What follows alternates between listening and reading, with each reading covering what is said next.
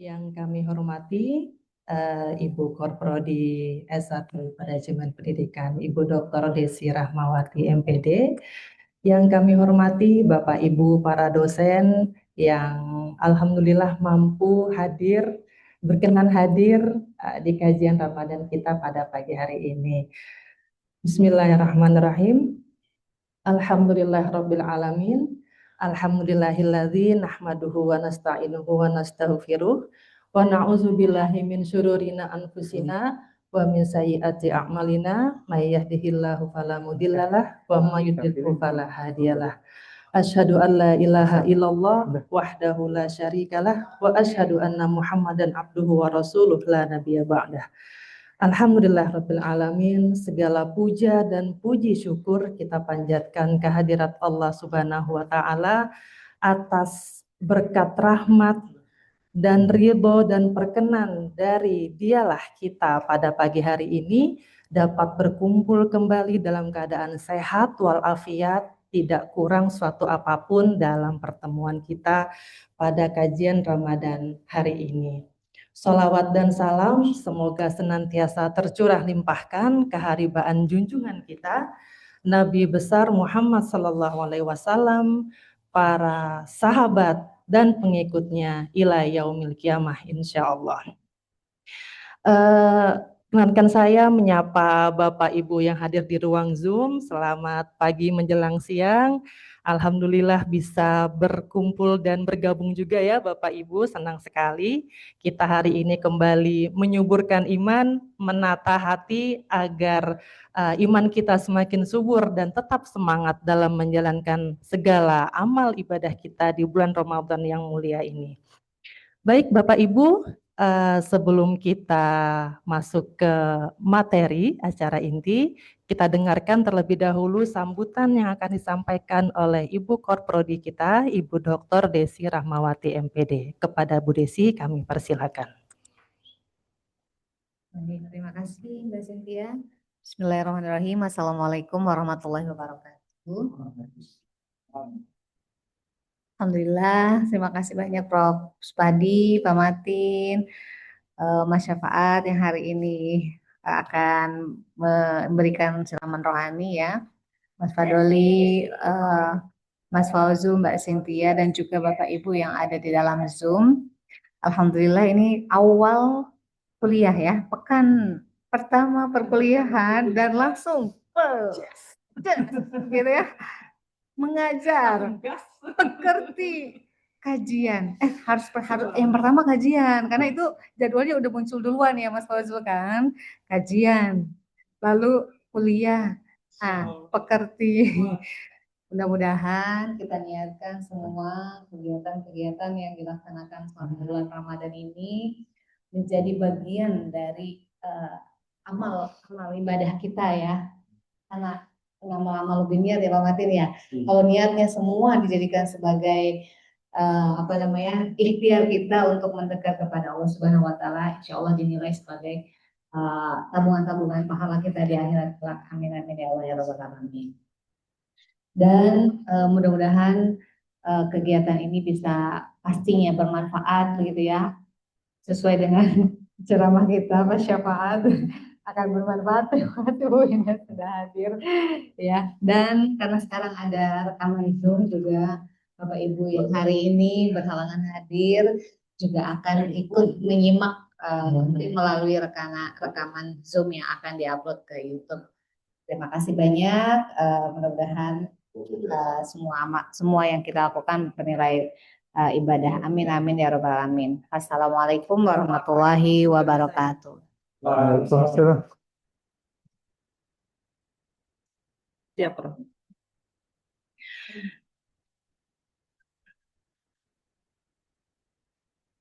Baik, terima kasih atas sambutan singkat yang disampaikan oleh Bu Dr. Desi Rahmawati MPD.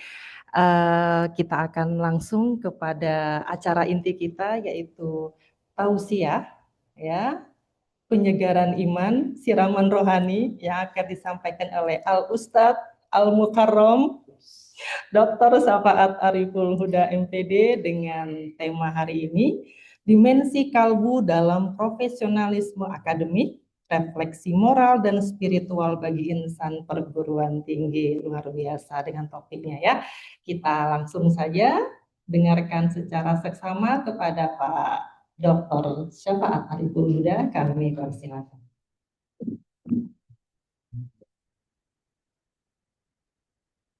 Bismillah. Assalamualaikum warahmatullahi wabarakatuh.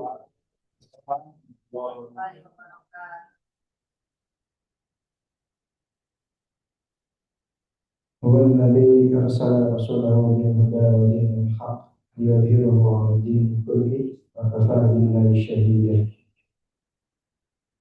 Segala puji hanya bagi Allah, Tuhan Rabb semesta alam, yang alhamdulillah masih memberikan nikmat kepada kita semua, nikmat iman, nikmat Islam, sehingga kita bisa berkumpul di kajian Ramadan kali ini.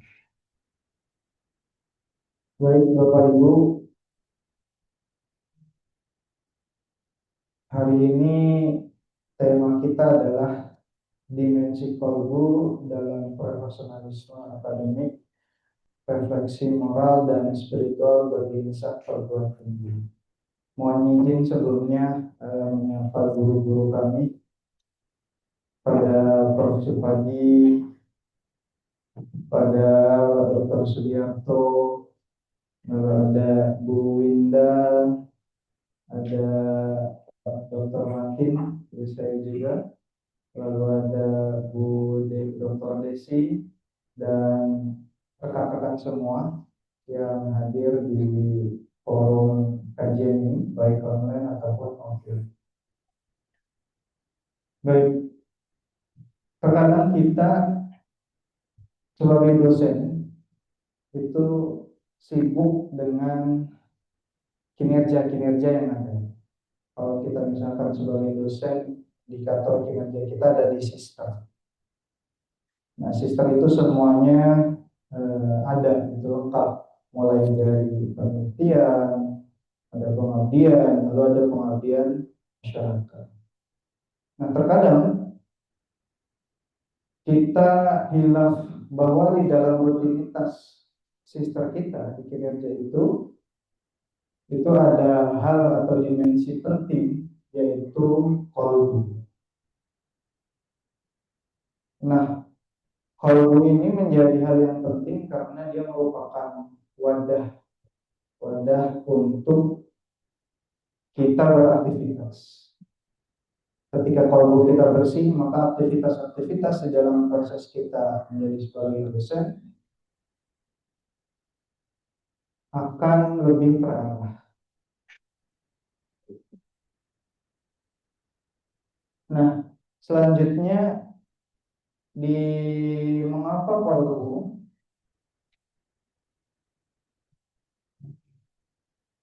di dalam hadis Bukhari dan Muslim dijelaskan bahwa ketika hati atau qalbu kita bersih,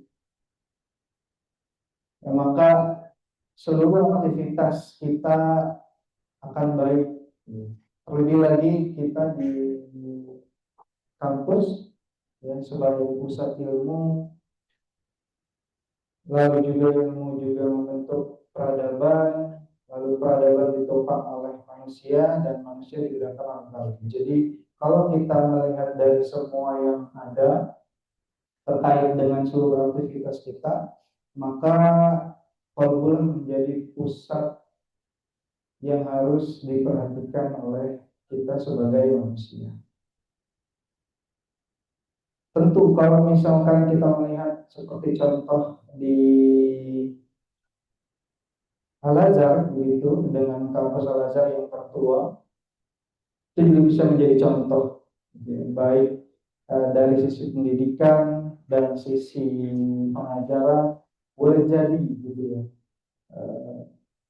Di Al-Azhar sana para sivitas akademika, stakeholder dan yang lainnya itu memiliki qalbun salim, qalbun yang bersih.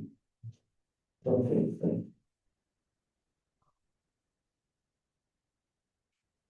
harapnya gundul nggak? Gundul. Enggak.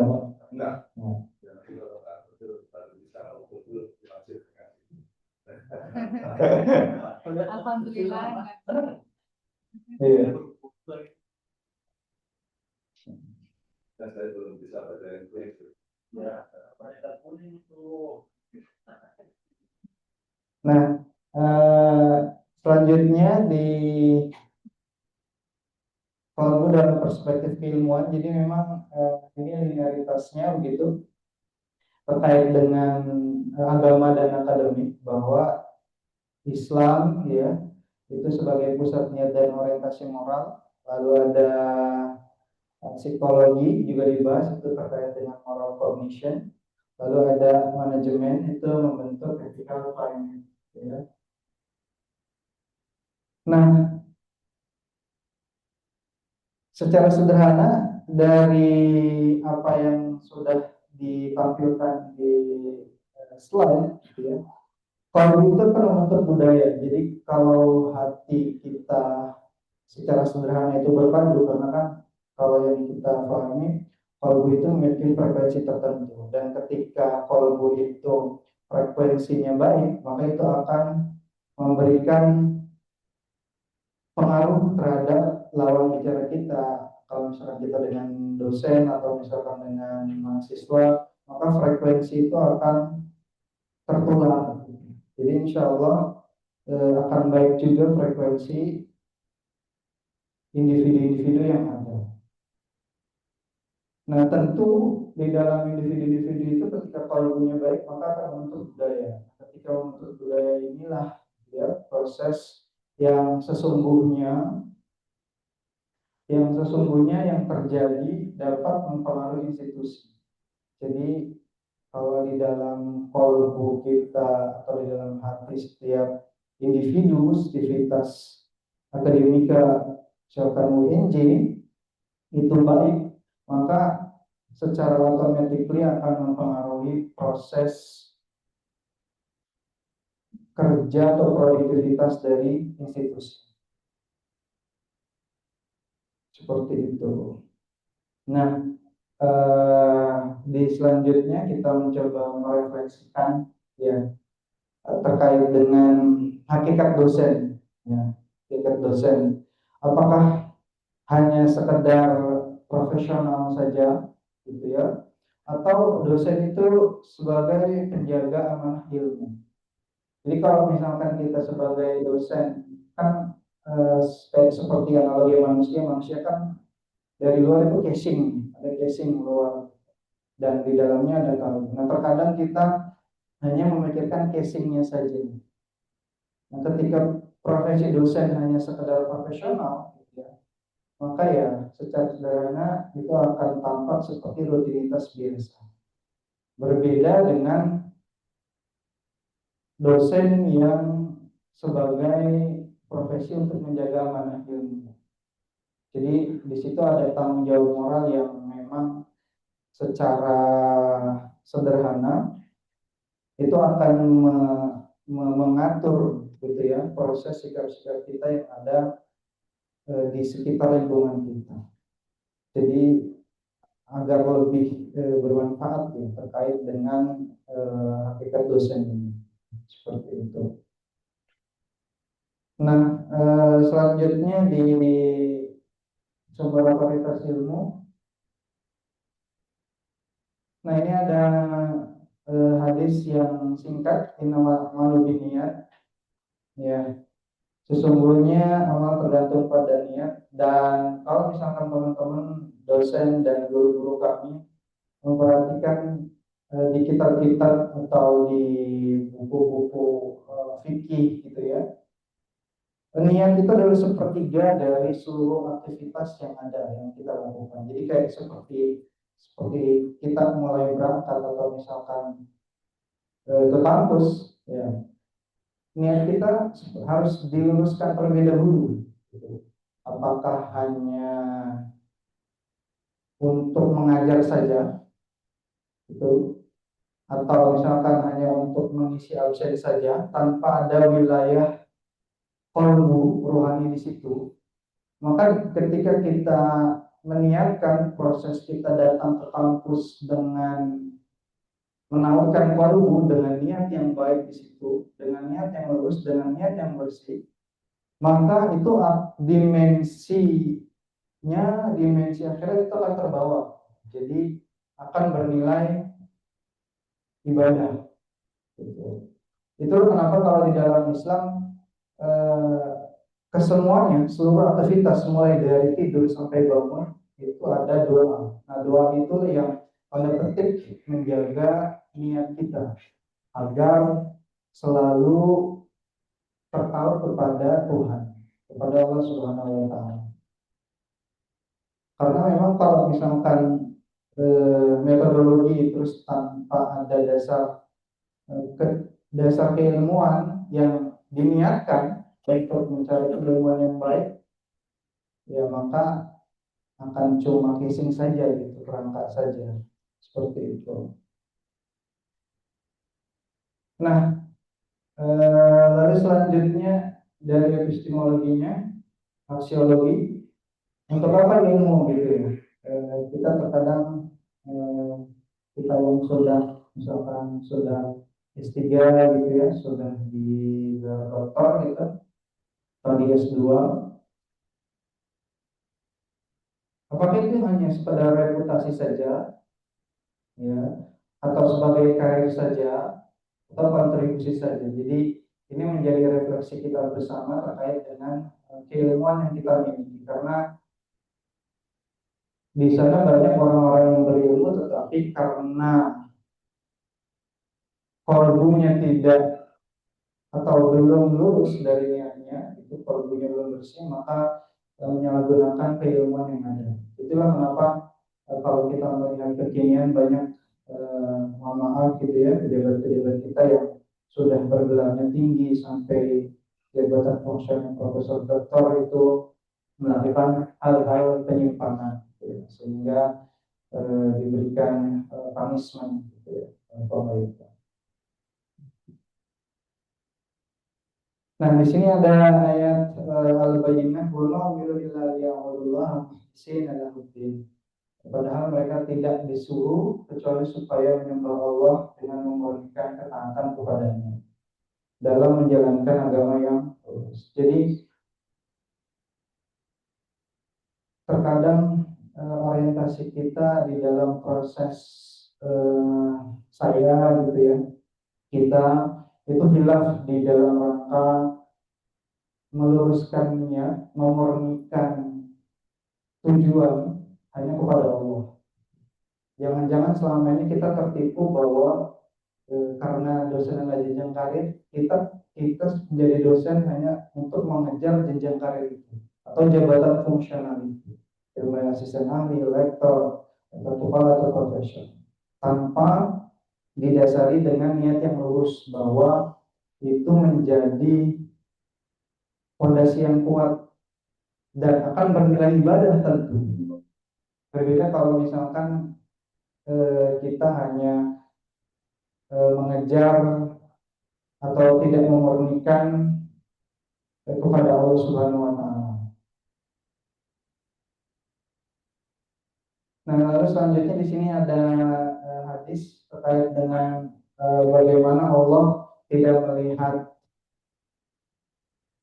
wajahmu dan hartamu, tapi Allah melihat hatimu dan amalmu. Itu kenapa terkadang kita ada disorientasi tujuan gitu. Terkadang ada dosen yang tujuannya itu ketika misalkan ada status sudah dilihat orang dan lain-lain, maka itu menjadi disorientasi karena sudah tidak memurnikan gitu ya, tujuannya bukan ke Allah. Nah, ini tadi yang itu singgung. Nah, disfungsi kalbu, ya, ada orientasi pengakuan, sensitivitas terhadap kritik, perbandingan diri, ambisi, tidak terkelola. Kalau tazakku anfusakum wa a'lamu biman ittaqo. Jadi maka jangan kamu menganggap dirimu suci, dia lebih mengetahui siapa yang takwa. Yang terkadang ada godaan-godaan di dalam hati gitu ya terkait dengan qalbu ini. Gitu. Dan qalbu ini yang tahu hanya kita gitu posisinya, karena kaitannya dengan dirinya dengan hubungan kepada Allah Subhanahu wa taala. Dan secara fitrah qalbu itu pasti akan memberikan bisikan-bisikan kebaikan, sehingga itu akan terdengar. Bagaimana tinggal kita merespon di dalam proses ada bisikan qalbu itu. Nah, selanjutnya terkait dengan hadis la yadkhulul jannata man kana fi qalbihi misqal dzarratin min kibar. Jadi tidak akan masuk surga orang yang ada di dalam hatinya sombong walaupun kecil. Karena kemarin juga kita menyimak Prof. Mas Duki mengatakan sombong itu adalah baju Allah dan tidak boleh dipakai oleh manusia. Nah, terkadang kita juga tidak, karena kita di kalangan dosen ya, karena sudah keilmuannya tinggi, terkadang bisikan-bisikan itu pun halus, jadi tidak terasa. Jadi memang kita harus benar-benar menginsyafi, benar-benar membuka hati untuk mendengarkan hati agar kita bisa berlaku berhati-hati. Nah, selanjutnya membersihkan hati dari penyakit rohani. Yang qad man zakkaha wa qad khaba man dassaha. Sesungguhnya beruntung orang-orang yang menyucikan jiwanya dan sombong rugi orang-orang yang mengotorinya. Iya, sebenarnya potensi mengotori jiwa itu mulai dari kita bangun tidur. Jadi dari bangun tidur itu kita sudah bisa berpotensi mengotori hati kita. Dengan misalkan ketika bangun, contoh gitu, berkeluh kesah, lalu bangun memegang gadget misalkan seperti itu. Kan seharusnya bangun itu kita berdoa. Ketika kita bangun berdoa itu adalah sebenarnya yang tadi saya katakan itu adalah menjaga ketertautan kita atau memurnikan tujuan kita kepada Allah, sehingga di dalam proses kita keseharian pun akan tertahu. Dan kayak misal ketika kita contoh juga di kendaraan, misalnya kendaraan umum, suaranya nggak jelas.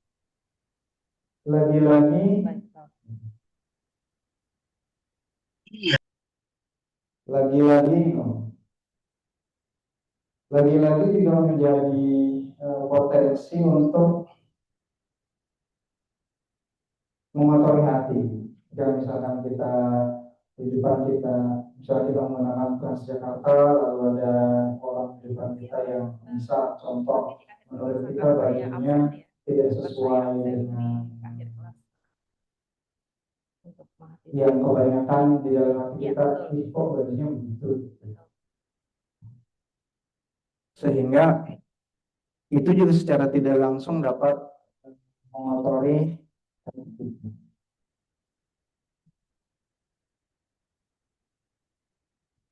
Ini udah begini, cuma kurang jelas.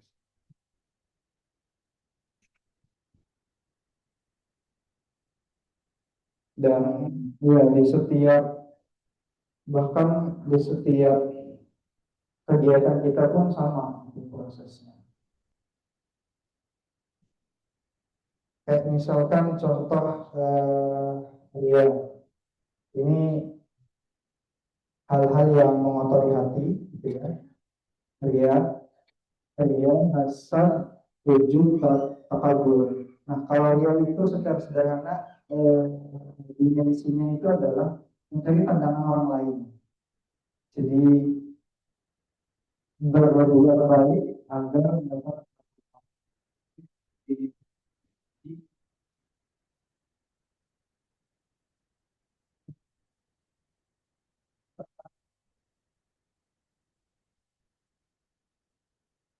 seperti orang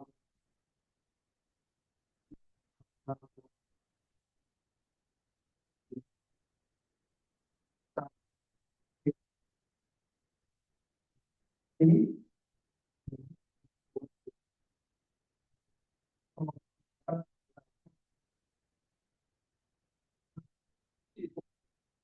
sudah ternyata si fulan masuk surga karena dulunya mati syahid. Ternyata Rasulullah tahu bahwa si fulan tersebut sebelumnya belum wafat tapi bunuh diri.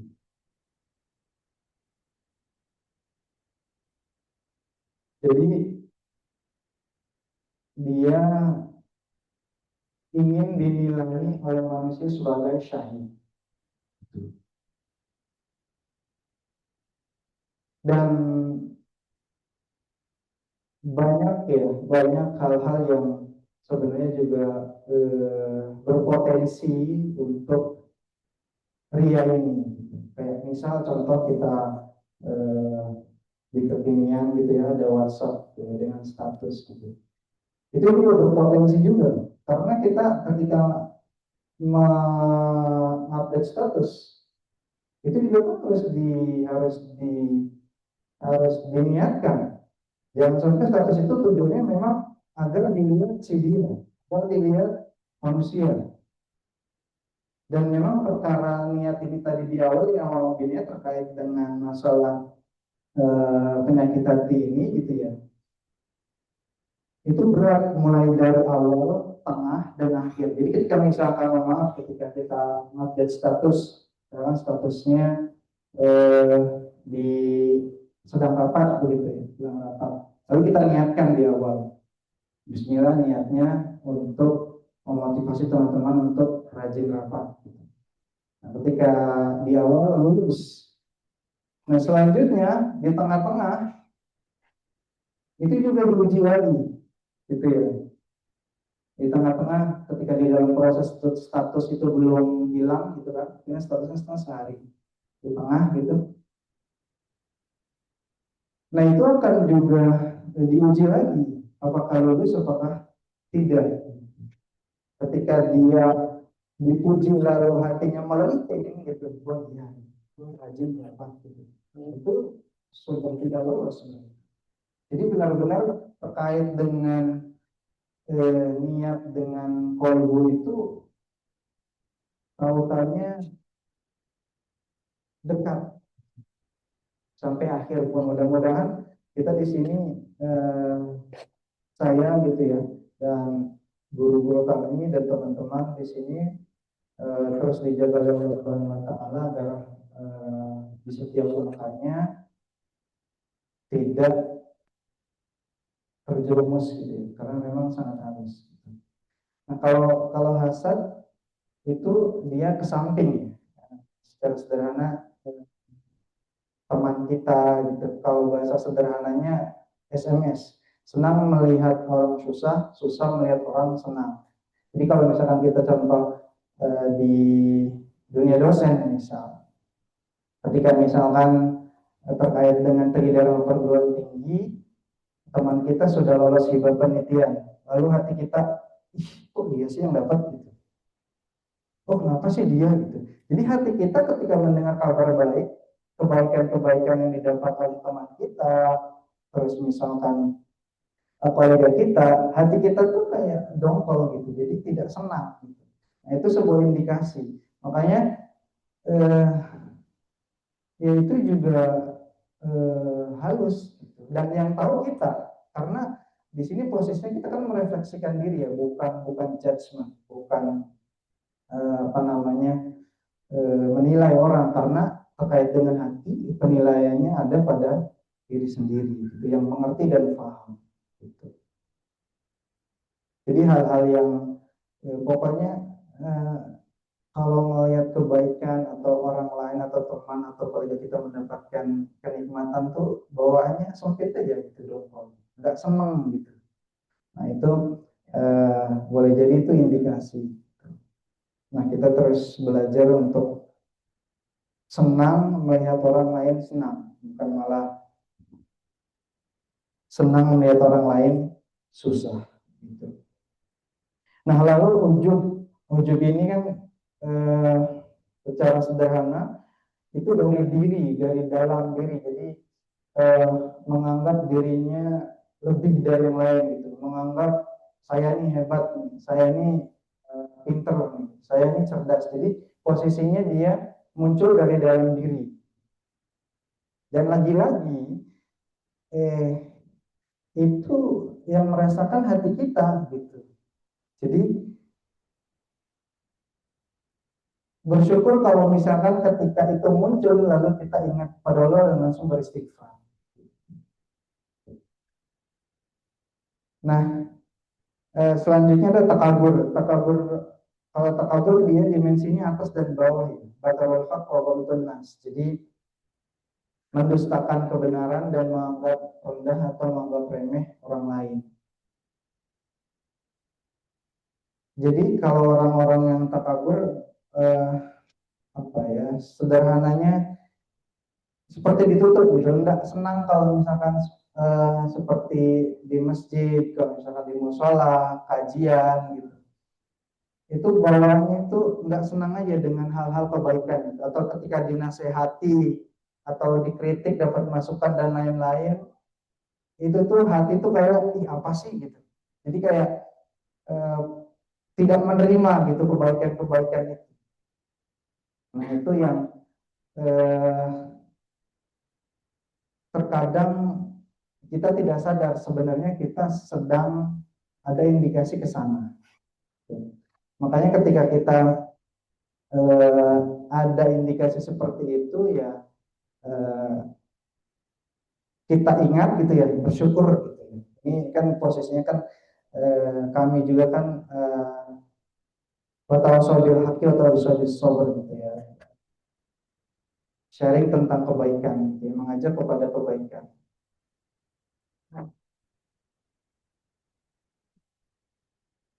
Kayak misal contoh sederhana di prodi kampus ya, kayak misalkan bagian staff yang bersih-bersih gitu ya, yang bahasanya merapikan kantor, itu kan sebenarnya penting juga gitu. Terkadang cuma kita lupa yang kita sapa, yang kita hormati itu justru yang tanda petik maaf yang sudah berada di struktural gitu. Dengan yang berada di struktural kayak misalkan staf yang lebih tinggi gitu, Pak gitu, gitu. Tapi hilaf dan lupa itu kepada yang sebenarnya penting juga, sama-sama penting, itu kepada staf-staf yang di bawah. Seperti itu.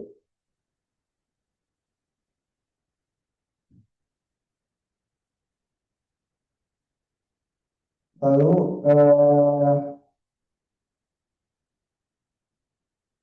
selanjutnya di ethical climate di perguruan tinggi. Nah ini ada menurut penelitian ya terkait dengan narcissistic traits dalam akademia. Nah ini yang terkadang juga harus kita insyafi sama-sama, saya pribadi khususnya. Ini adalah hal-hal yang boleh dikatakan merupakan ria dan takabur yang halus. Gitu. Ya, jadi terkadang kita butuh pengakuan, gitu ya, sensitif terhadap kritik, gitu. Jadi anti kritik, kalau dikritik hati itu terasa sempit, gitu, atau kenapa sih, gitu.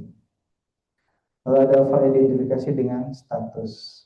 Ini juga menjadi hal yang perlu diperhatikan, karena kan secara sederhana analoginya kalau kami belajar begitu ya, guru-guru kami yang di sini, terus saya gitu ya, sudah memiliki jenjang strata 1 dan 2, maka setannya juga lebih dari kita gitu. Iya, kalau misalkan kita di strata 2, boleh jadi setannya itu di jenjang profesor dan dokter gitu. Jadi ya lebih lagi godaannya, tapi lebih halus lagi. Nah, maka kita memang harus benar-benar terus bermohon dan berdoa kepada Allah Subhanahu Wa Taala agar terus dijaga. Itu kalau misalkan kita contoh doa yang diajarkan oleh Rasulullah SAW terkait doa yang sederhana tapi menurut saya itu dahsyat adalah ya Hayyu ya Qayyum bi rahmatika astaghits wa asyhadu an kullahu wa la takilni ila nafsi tarfatah. Doa ini secara sederhana maknanya adalah ya Allah, jangan biarkan hamba mengurus urusan hamba sendiri walau sekejap mata. Itu Rasulullah, kalau kita berpikir analoginya, Rasulullah saja yang luar biasa seperti itu, berdoanya itu jangan sampai beliau Rasulullah mengurus urusannya sendiri, karena segala sesuatu yang ada yang menimpa kita, baik itu hal baik atau hal buruk, itu segala sesuatu hakikatnya pada dari Allah Subhanahu Wa Taala, baik urusan-urusan pekerjaan kita dan lain-lain. Maka ketika kita menginsyafi ini akan menautkan hati kita itu kepada Allah, itu bergantungnya luar biasa, karena kan tidak ada yang berhak digantungkan lagi selain Allah, karena Allah yang maha kekal posisinya. Kalau yang lainnya fana, termasuk fakir yang berbicara juga fana, karena manusia itu ya sifatnya seperti itu.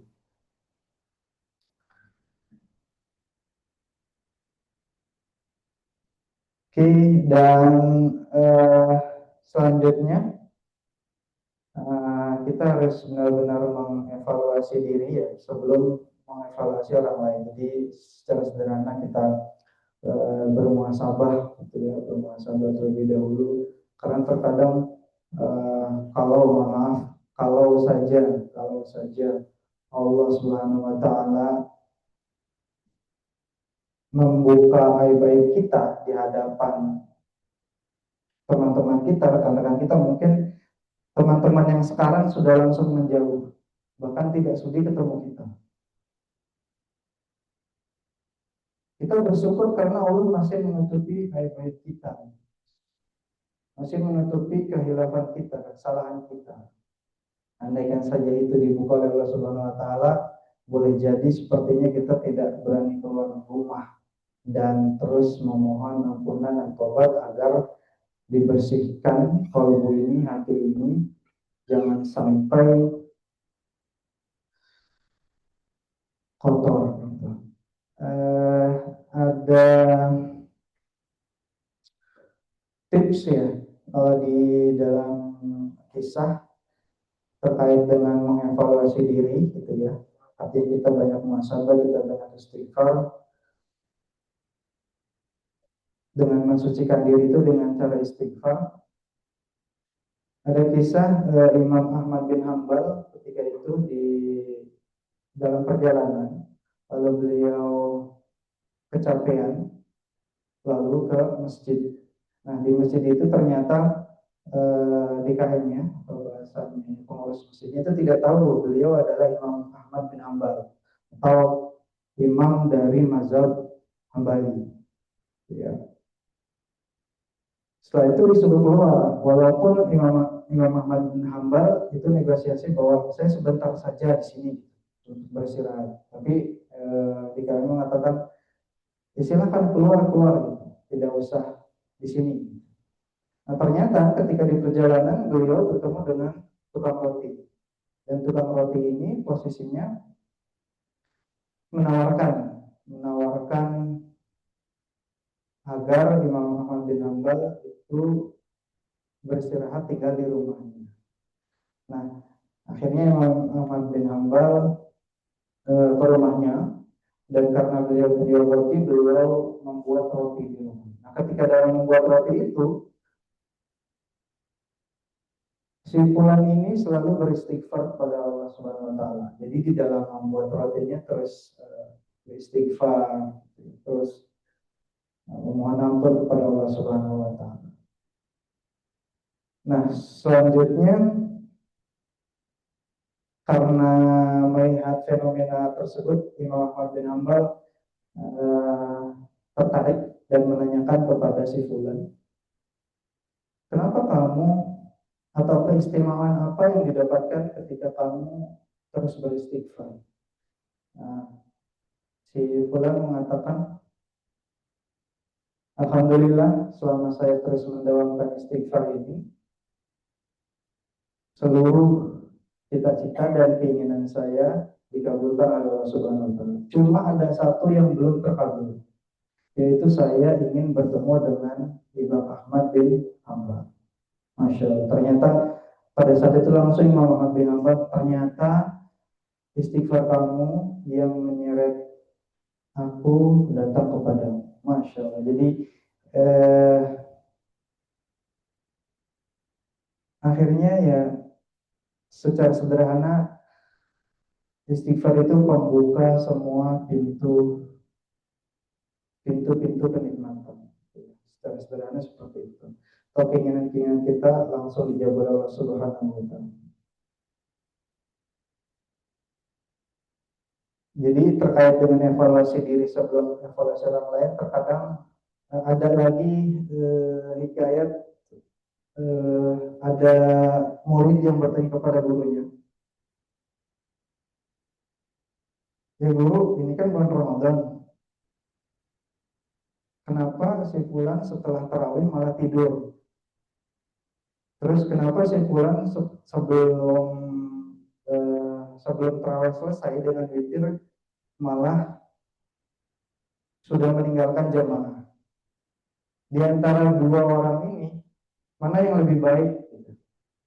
Dan ternyata si guru mengatakan yang lebih baik di antara mereka adalah orang yang tidak mengurusi orang lain atau menjudgment orang lain. Ya, secara sederhana ya, yang bertanya itu. Karena kita tidak mengerti dan belum tahu ketika misalnya yang tadi sholat tarawih itu, setelah sholat tarawih tidur, amalan-amalan apa yang sebenarnya dan sesungguhnya dilakukan. Karena terkadang kita memang sebagai manusia melihatnya hanya yang tampak saja, yang terlihat saja. Padahal ada di dalam proses kegiatan interaksi kita sebagai manusia itu adalah yang tidak kita ketahui. Seperti itu. Lalu selanjutnya terkait dengan muhasabah, ini dari hadis Tirmizi 2459. Al-kaisu man dana nafsahu wa amila lima ba'dal maut fal-ajizu man atsba'a nafsahu wa tamanna 'ala Allah. Orang yang cerdas adalah orang yang menghisab, mengevaluasi dirinya dan beramal untuk kehidupan setelah mati. Orang yang lemah adalah orang yang mengikuti hawa nafsunya dan hanya berangan-angan kepada Allah Subhanahu wa taala. Jadi ya secara sederhana kita di dunia kampus kekinian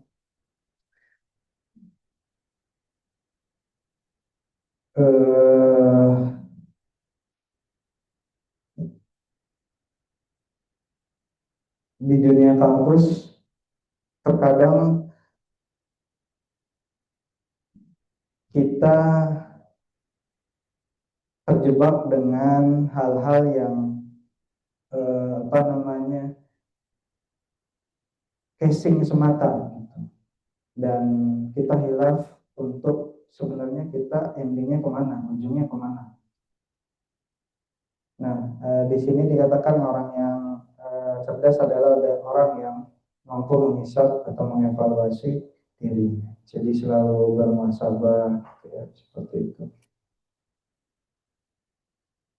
Dan orang yang lemah adalah orang yang menahan hawa nafsunya dan angan kepada Allah. Ini kan terkadang juga kita tertipu juga gitu. Secara sederhana, kita yakin Allah itu Maha Pengampun, kita yakin Allah Maha Penyayang. Ketika kita misalkan berbuat dosa, ya sudah, akhirnya tidak berikhtiar, udah gampang. Insya Allah Maha Pengampun. Nah, itu adalah berangan-angan kepada Allah. Jadi yakin masuk surga tetapi tidak melakukan sistemnya, sholat, sedekah dan yang lain. Seperti itu.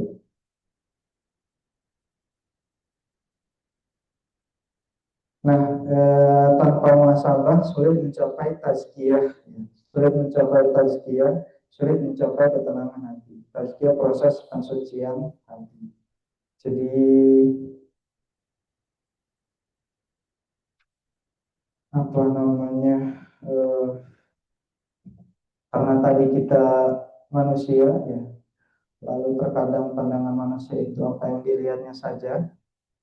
Terkadang kita terjebak dengan itu, sehingga akhirnya ketika kita di dalam kesendirian justru melakukan hal-hal yang tidak sesuai. Nah, padahal kalau kita mengisafi dengan baik, lihatlah diri kita pada saat kita sendiri dan sedang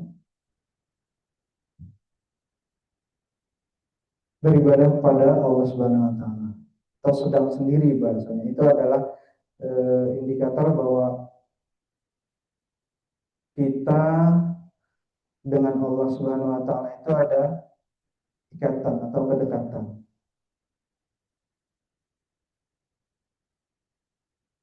Dan kalau misalkan kita tidak bermuhasabah, ya jadi otomatis kita akan tidak mencapai ketenangan hati. Jadi ketenangan hati itu dicapai dan dengan muhasabah. Karena kalau misalkan kita tidak mengevaluasi diri kita tidak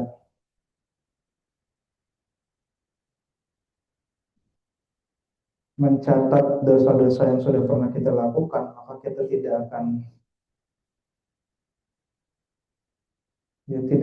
peka terhadap bisikan-bisikan atau hal-hal baik, kebenaran-kebenaran yang ada di sekitar kita. Nah, pun dampak pada mahasiswa biasanya ada, terkadang juga kita sebagai dosen, ya, sivitas akademika terutama dosen, ketika kalau kita baik, secara sederhana itu akan membentuk karakter mahasiswa.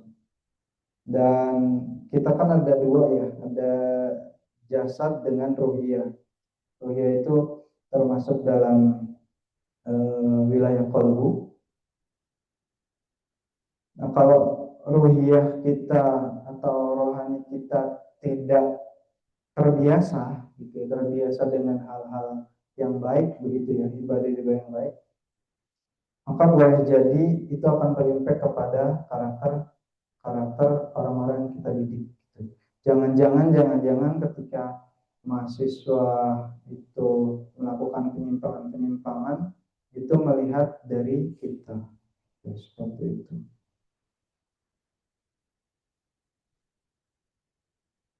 Nah, di selanjutnya ada spiritual intelligence dalam workplace. Ini individu dengan spiritual intelligence tinggi. Ini dia penelitiannya, dia lebih etis, ya, terkait dengan etika, ya, moral itu baik. Lalu ada lebih resilient, jadi lebih ketahanannya lebih baik, ya. Lalu ada lebih stabil emosinya.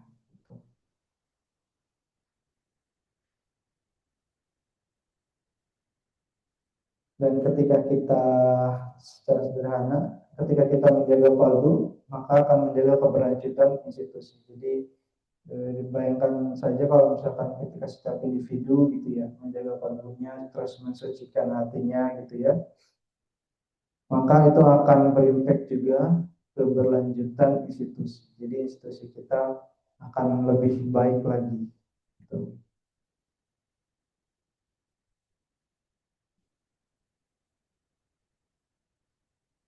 Lalu di sini juga ada apa namanya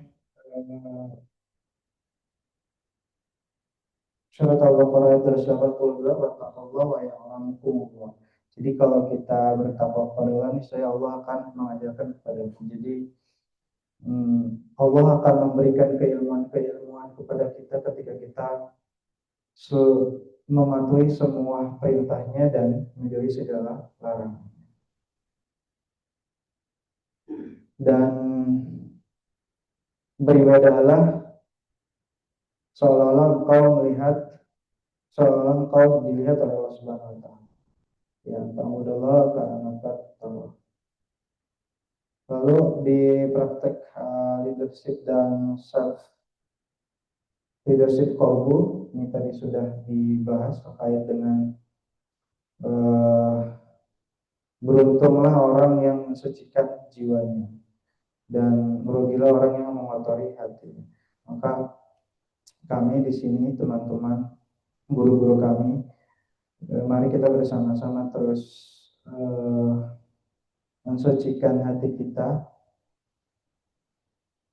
agar proses sikap, proses kinerja yang ada melekat di tupoksi kita masing-masing bisa lebih baik.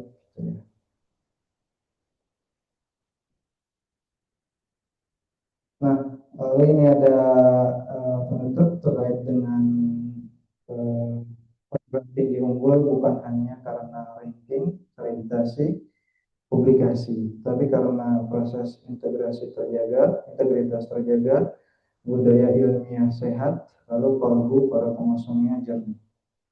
Jadi dimensi kalbu menjadi hal yang penting untuk diikutkan dalam rangka menjaga institusi. Ilmu adalah cahaya, kalbu adalah wadahnya. Ketika wadah itu kotor, maka ilmu itu tidak akan bersinar atau tidak bercahaya atau cahayanya tidak terlihat. Nah, itu Bapak Ibu guru-guru kami terkait dengan materi kita kali ini. Mungkin dicukupkan dari saya. Assalamualaikum warahmatullahi wabarakatuh.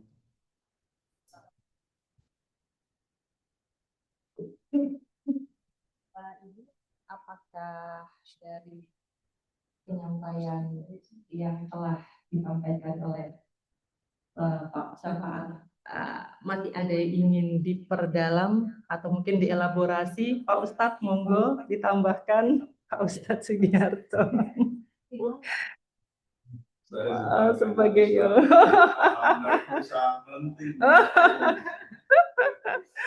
terima kasih. Saya mau mengucapkan assalamualaikum warahmatullahi wabarakatuh. Jadi Pak Syafaat, saya manggil Mas biasanya. Sekarang Mas juga oke lah ya, nggak ada mahasiswa saat. Saya mau menyampaikan terima kasih ya, apresiasi, semoga Allah membalas dengan kebaikan berlipat ganda kepada Mas Syafaat. Karena saya melihatnya begini, menyiapkannya sungguh-sungguh, ya kan? Itu menurut saya sudah sebuah sodakoh yang luar biasa, menyiapkan materi kan. Dari keseluruhan itu saya menangkapnya memang penting untuk kita semuanya memiliki hati yang baik ya, Mas Syafaat. Tidak ada yang tidak setuju, saya semuanya setuju. Nah, saya mempunyai ayat-ayat yang tadi sambil dengarkan, yang alhamdulillah pas hafal semua gitu.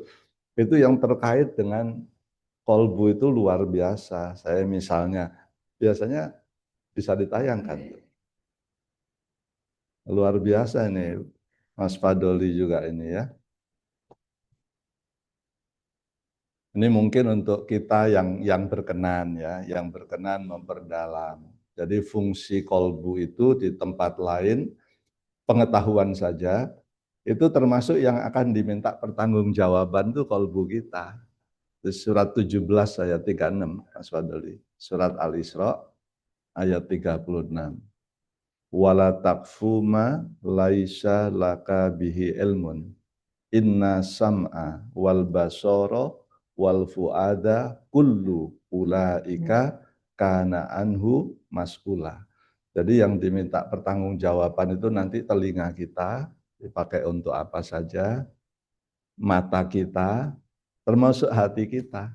Itu yang jadi kalau ada orang yang ucapan dengan hatinya nggak lurus itu juga berisiko tinggi. Maka kita disuruh ini karena ya saya merasa perlu juga disampaikan supaya kita semuanya belajar bersama-sama kan ini ya, meluruskan pendengaran kita, penglihatan kita, dan hati kita. Belum ketemu Mas Adli. Nah itu ditayangkan langsung tuh kalau sama Mas Adli, terima kasih banget. Yang kedua, fungsi hati itu, tadi mau ditayangkan yang pertama? Belum?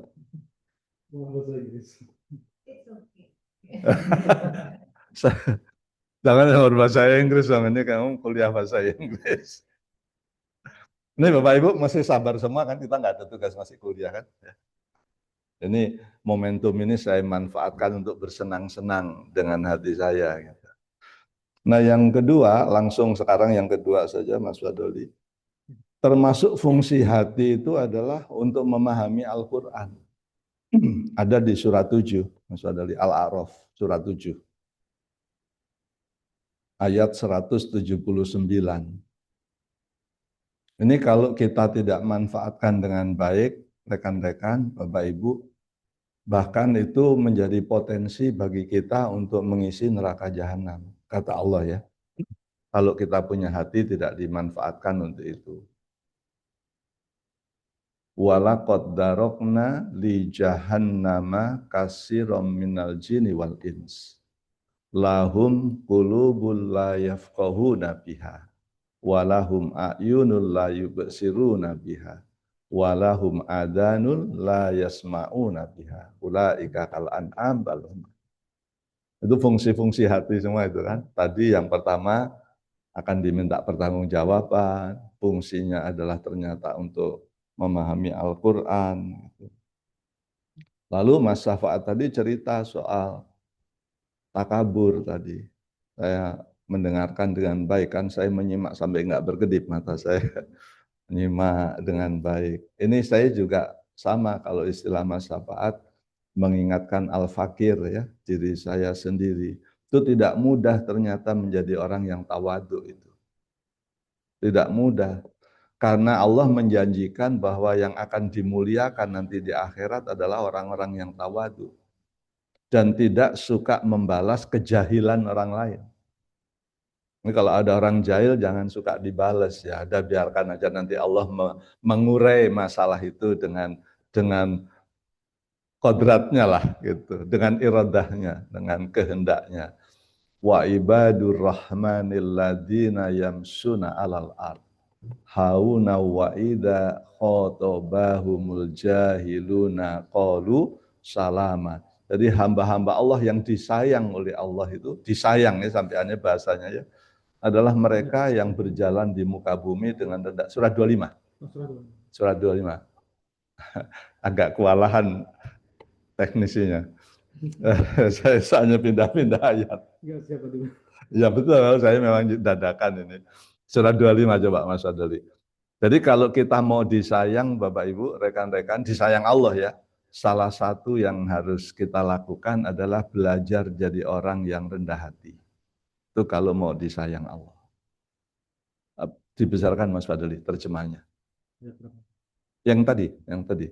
Surat 25, ini surat 25 enggak? Ayat 63. 63 ayatnya, dibesarkan.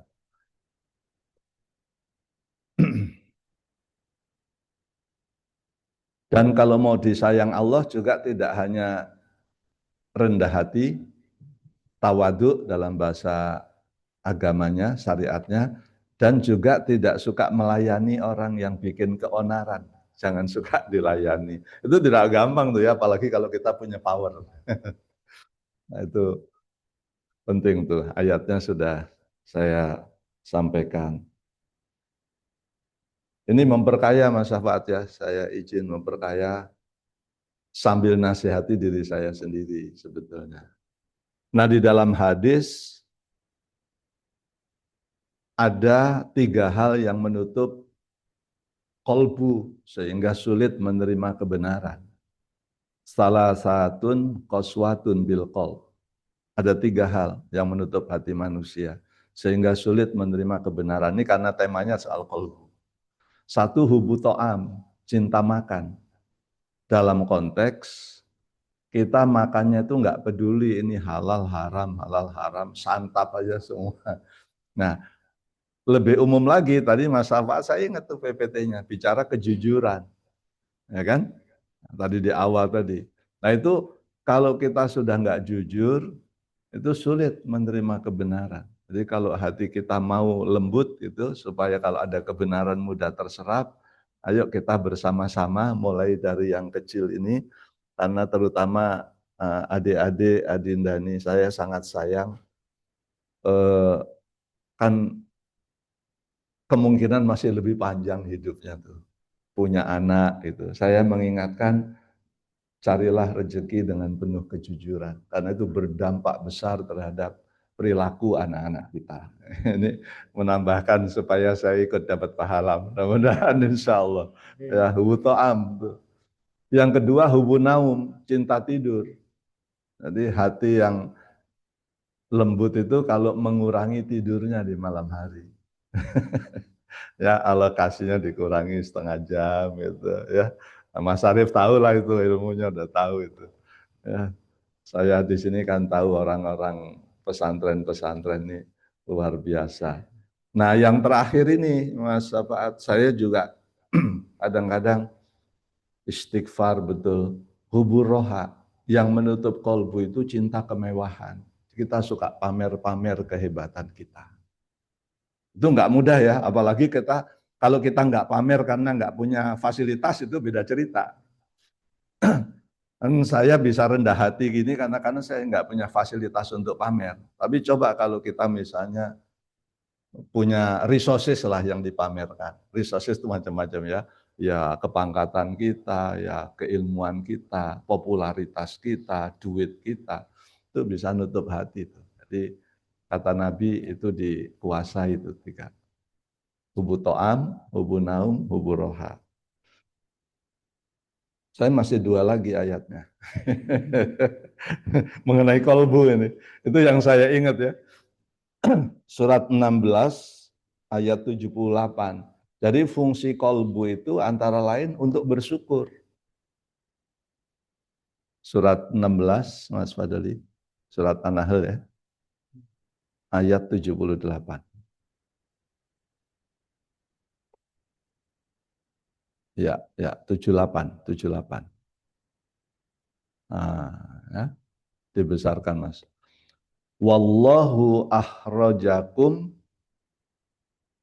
mim butuni ummahatikum la ta'lamuna syai'a wa ja'ala lakumus sam'a wal absara wal afida la'allakum tashkurun.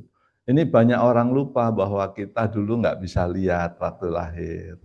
Waktu lahir itu telinga kita nggak bisa dengar, hati kita nggak bisa merasa, itu belum itu. Kemudian dijadikanlah mata kita bisa melihat, telinga kita bisa dengar, hati kita merasakan, la'alakum tashkurun, supaya disyukuri itu. Nah, kita lupa. Terakhir ini memperkaya saja,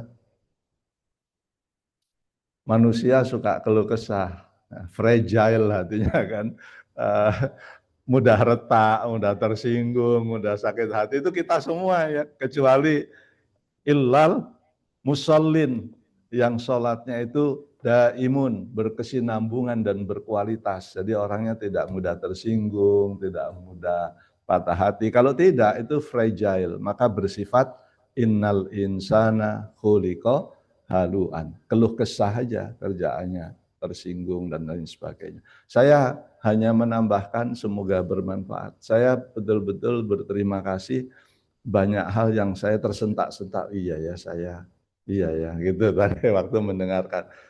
Saya mendengarkan penyampaiannya penuh dengan ketulusan, nggak ada maksud apapun. Terima kasih Mbak Cynthia. Mbak Cynthia kan? Ulfa kan? Ulia kok Ulfa. Saya mohon maaf kalau menyebut nama Ulfa karena physically mirip. Ulfa itu dosen Universitas Islam Jakarta. Namanya Ulfa. Ulia. Jadi sudah berapa kali saya salah panggil Ulfa? 2-3 kali. Ya Mbak Aulia ya. Terima kasih Mbak. Mohon maaf saya masih terus menghafal nama. Assalamualaikum warahmatullahi wabarakatuh.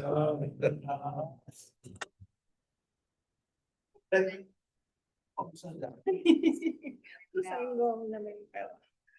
Iya.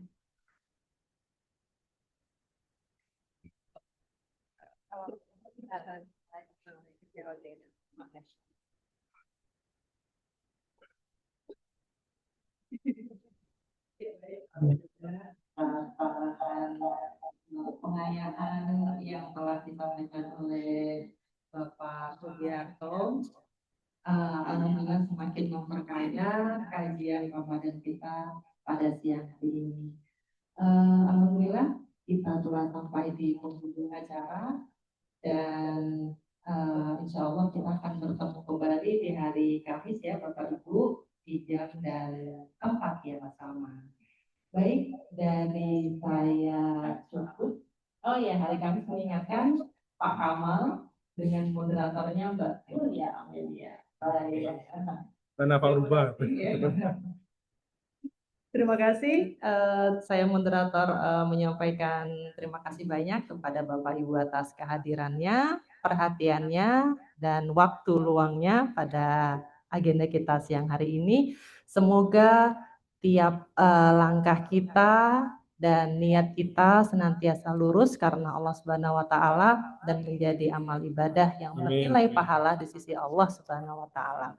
Saya akhiri. Assalamualaikum warahmatullahi wabarakatuh. Waalaikumsalam warahmatullahi wabarakatuh.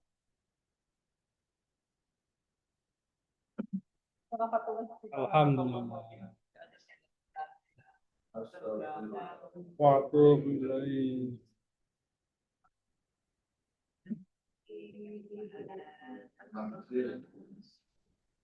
Hari ini kan luar biasa tiga agenda Pak. Apa? Ada yang mengajak. Oh iya. Sambil kajian.